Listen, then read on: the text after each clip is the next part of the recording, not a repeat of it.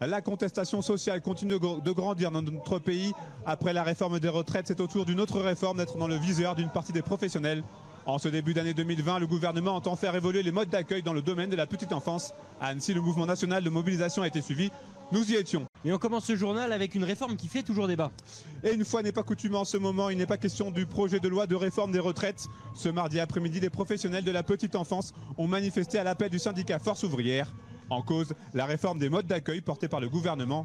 Les manifestants ont profité de cette journée de mobilisation nationale pour dénoncer une baisse de la qualité d'accueil des plus petits, un surbooking dans les crèches ainsi que des surfaces d'accueil trop réduites. On écoute quelques réactions recueillies sur place par Clémence Roualdès.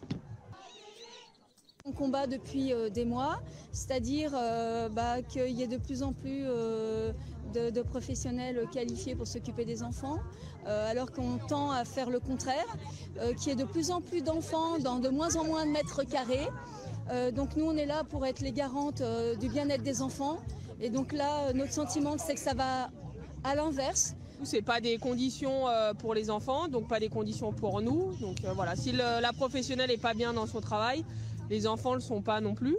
Donc nous on se bat pour que ça change et pour que ça évolue et que ça reste tel quel et qu'on ait plus d'avantages et plus de bonnes choses pour les enfants. Parce que là on se bat pour les enfants qu'on garde à la journée, mais aussi pour nos futurs enfants. Et à partir du moment où on nous réduit des mètres carrés, on nous augmente les enfants, il y a un moment on ne peut pas y arriver et on ne fera pas du travail de qualité et on reviendra à des choses du type gardiennage d'enfants, sans faire d'activité, sans avoir le temps, sans pouvoir le faire. Et c'est vraiment notre crainte.